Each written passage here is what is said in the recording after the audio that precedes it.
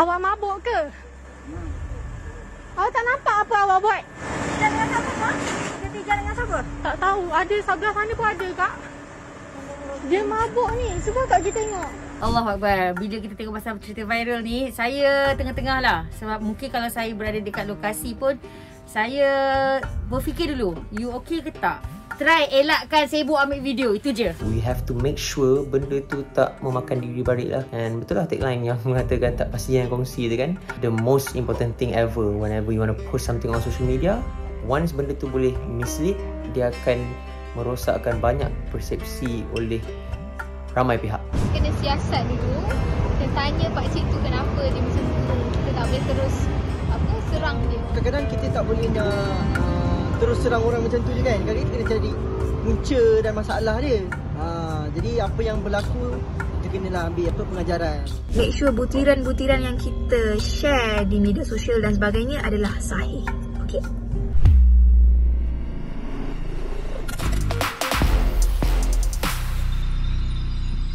Bismillahirrahmanirrahim. Assalamualaikum warahmatullahi taala wabarakatuh dan salam sejahtera bagi mereka yang bukan Islam yang menonton Sembang Viral setiap malam 7.30 di TV9. Janji dalam hidup kita pantas, padu, padat, pendek aja 10 minit, penuh dengan information yang penting bermanfaat bagi kita. Dan sekarang ni saya bersama dengan yang berbahagia, Dato' Ustaz Kazim Elias. Kalau nak jadi wartawan ni tu kan, perlu ke ada etika dia tu? Apa tak ada pula, semua benda kena ada. Bukan setakat kita nak menyampaikan maklumat, nak menerima maklumat pun kena ada etika juga. In ja'akum fasiqun binaba'in fatabayyanu.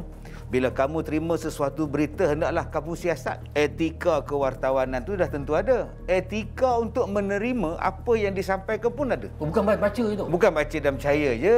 Disuruh siasat dulu. Tapi dulu senang tu, kita surat khabar semua, kerajaan ada apa, dia punya sensor, bot jaga, KDN jaga apa semua. Jadi kita beli surat khabar, kita baca, kita percaya dalam tu tu. Dulu kalau jadi wartawan kena interview. Kena tu. Kena tu muruga kan.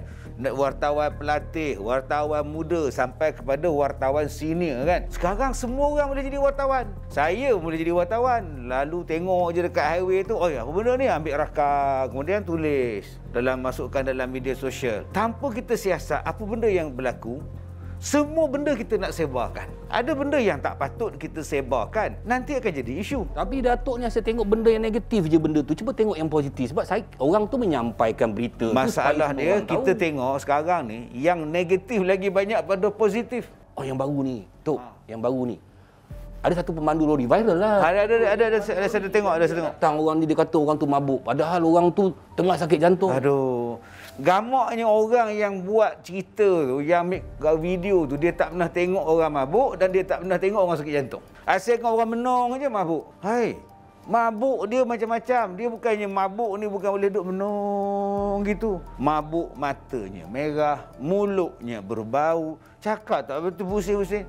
Takkan tak tahu mana orang yang ada serangan jantung. Sebab tu pendidikan asas dalam pendidikan kesihatan kena ada. Ini kadang-kadang dah tutup bangka pun tak tahu lagi tanda-tanda sakit jantung ni apa hal. Asal tengok orang diam, kau mabuk mabuk. Jadi bila kita cakap macam itu pada orang ramai beranggapan betul lah tu mabuk. Jadi maknanya dia mengundang semua orang buat fitnah ke? Buat fitnah satu, dan akhirnya tidak ada perasaan simpati pada orang tu. Padahal dia bukan mabuk ke, tak ada sakit.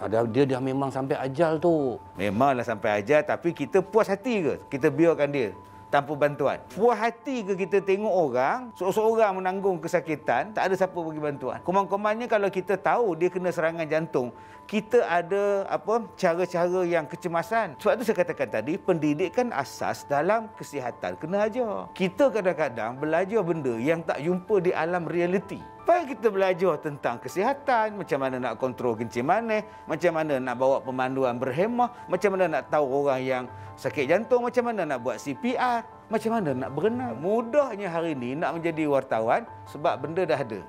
Benda yang boleh menyebarkan cerita, maklumat ada.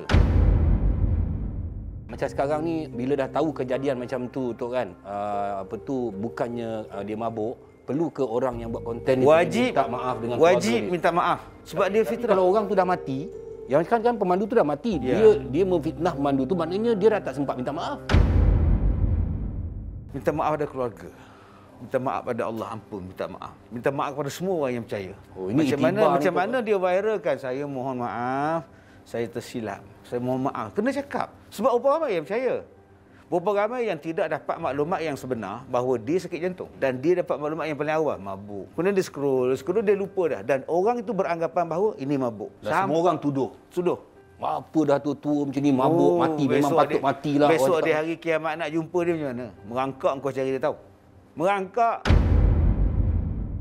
Kena cari tu. Kena cari, minta ampun. Kita dalam dunia ni pun buat jejak kasih untuk jumpa, tambah di hari akhirat. Mana kita nama dia pun kita tak kenal, pak cik tu nama apa? Habis kau tak dapat jumpa family dia, nak minta banyak ampun.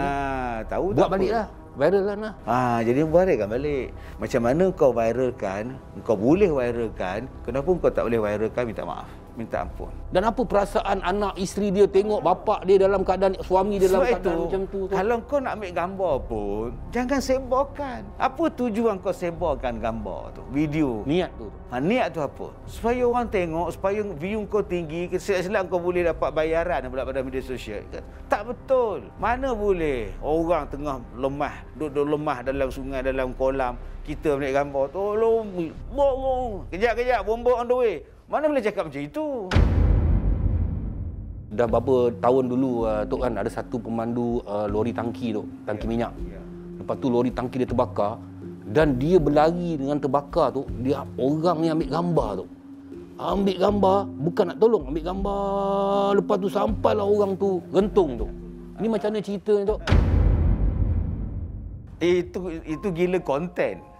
Gila view. Macam dulu kan Sami Belo dah sebut, sekarang banyak orang gila lah. Orang tu perlukan bantuan, bukannya perlukan ambil gambar. Sebenarnya benda-benda macam ni pada zaman-zaman dulu pun ada juga, tapi dulu menyampaikan melalui mulut Datuk kan? Ya.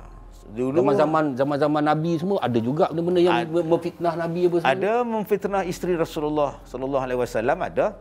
Apatah lagi memfitnah Nabi itu biasalah. Dikatanya gila lah, ahli sihir pada Nabi Muhammad.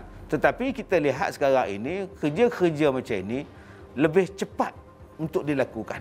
Lebih mudah dan lebih cepat, besar dia punya view dia. Cukup bahaya. Jadi berhati-hatilah. Jangan semua benda kita sebarkan. Orang Malaysia menjadikan media sosial ini sebagai satu benda wajib. Satu benda yang besar. Bangun daripada tidur, benda satu yang pertama yang dia gagau, handphone dia. Dan benda yang paling akhir dia pegang sebelum dia tidur ialah handphone dia. 24 jam dia nak masuk semua. Dan apa yang dia tengok dalam media, apa yang dia baca, semua dia percaya. Ini satu benda yang menakutkan. Sebab tu kita ada otak, boleh fikir benda tu betul ke tak betul. Ini takkan dia mabuk macam ni, ini bukan rupa mabuk. Kita sendiri boleh tengok, ini sakit ni. Ini sakit. Cuma pakcik tadi, cara dia sakit tu tak nampak macam orang sakit. Pakcik ni dia tengah ada masalah ni, siapa yang boleh tolong sekarang? Patutnya dia viralkan macam tu. Sepatutnya. Dia buat live macam tu, siapa yang boleh tolong? Ada tak apa ni doktor-doktor dekat sekeliling ni? Saya berada di sentian ni. Ada dah, saya perlukan EMS sekarang, cepat boleh bagi. EMS je bagi tahu kan. Sos ke? Bukan sos kicap, sos lah kan. Waktu saya kena serangan jantung, saya tak boleh cakap. Sedia duduk situ, saya pegang dada, saya urut dada. Kemudian dah lama tu saya tak boleh lah. Saya kena cari tempat untuk tolong, orang tolong saya. Saya berlari ke driver saya, minta bawa ke klinik. Tapi dalam kereta pun dah saya tak boleh buat apa. Jadi bukan semua orang sakit tu dia boleh bagi tahu dia sakit. Jadi kita sendiri boleh mengetahui orang ni sakit apa. Sebab tu pendidikan. Kalau dulu Yusuf Wiltshire sebut, itulah pentingnya English education.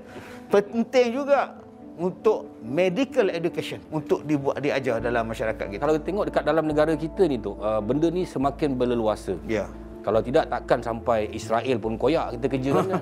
Apakah sebenarnya cara yang paling baik Tok? Mungkin ada doa ke supaya kita, anak-anak kita, keluarga kita dapat kita hindarkan dari orang kata ni macam serpihan-serpihan dajjal ni lah Tok kan. Nombor satu saya harap, belajar-belajarlah, tak payah buka media sangat. Buka benda yang penting je. Benda yang tak penting, yang menyemakkan pemikiran kita, tak payah. Yang kedua, berhati-hati. Jangan sampai kita sebarkan benda-benda yang tak betul. Sebab kadang-kadang dia melibatkan nyawa dan melibatkan nama baik orang lain. Jangan kita kongsi, kalau tak pasti, jangan kita buat wakaf dosa. Assalamualaikum warahmatullahi wabarakatuh. Dan salam sejahtera buat mereka yang bukan Islam yang sentiasa menonton Sembang Viral di TV9. Siapa yang tak puas hati, kita PM tepi. Okey, bye. Terima kasih. Terima kasih. Alhamdulillah.